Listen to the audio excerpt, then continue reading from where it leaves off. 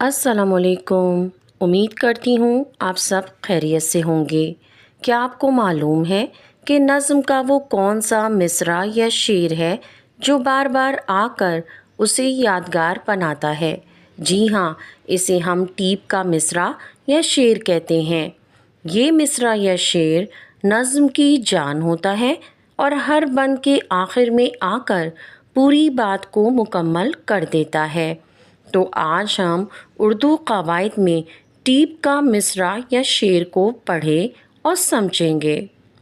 Tape کا لفظی مطلب تکرار، بلند آواز یا سہارا دینا ہے، اور شاعری کی اصطلاح میں یہ وہ مصرع ہے جو ہر بند کے آخر میں تکرار کے ساتھ یعنی بار بار آتا ہے اور نظم کے اثر کو بڑھاتا ہے۔ ٹیپ کے مصرعے کی پہچان کیا ہے؟ یہ مصرع یا شعر ہمیشہ ہو بہو یعنی بالکل ویسا ہی دہرایا جاتا ہے۔ یہ نظم کے مرکزی خیال کو بیان کرتا ہے اور یہ نظم میں ایک خاص ترنم اور موسیقی پیدا کرتا ہے۔ شاعر ٹیپ کا مصرع کیوں استعمال کرتا ہے؟ تاکہ پڑھنے والے کو معلوم ہو سکے کہ نظم کا اصل مقصد کیا ہے۔ بار بار ایک ہی مصرعے کا آنا نظم میں مٹھاس پیدا کرتا ہے۔ یہ مصرع قاری کے ذہن میں نقش ہو جاتا ہے اور نظم کو یاد کرنا آسان ہو جاتا ہے۔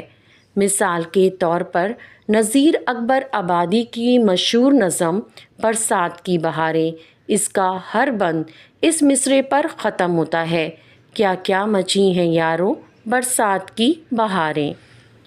اس مثال میں آخری مصرع ٹیپ کا مصرع ہے اور شاعر جب بھی برسات کے نئے مناظر بیان کرتا ہے تو آخر میں اسی مصرعے پر آ کر اپنی بات مکمل کرتا ہے۔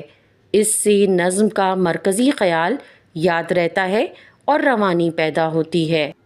کبھی کبھی شاعر صرف ایک مصرع نہیں بلکہ پورا شعر ہر بند کے آخر میں دہراتا ہے، جیسا کہ غنی دہلوی کی یہ نظم حمد: خدا سب کا خالق ہے کون و مکاں میں، یہ گلکاریاں جس قدر ہیں جہاں میں۔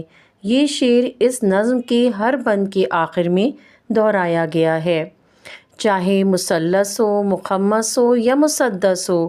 ٹیپ کا تعلق بند کے مصرعوں کی تعداد سے نہیں بلکہ اس کے بار بار دہرائے جانے سے ہے۔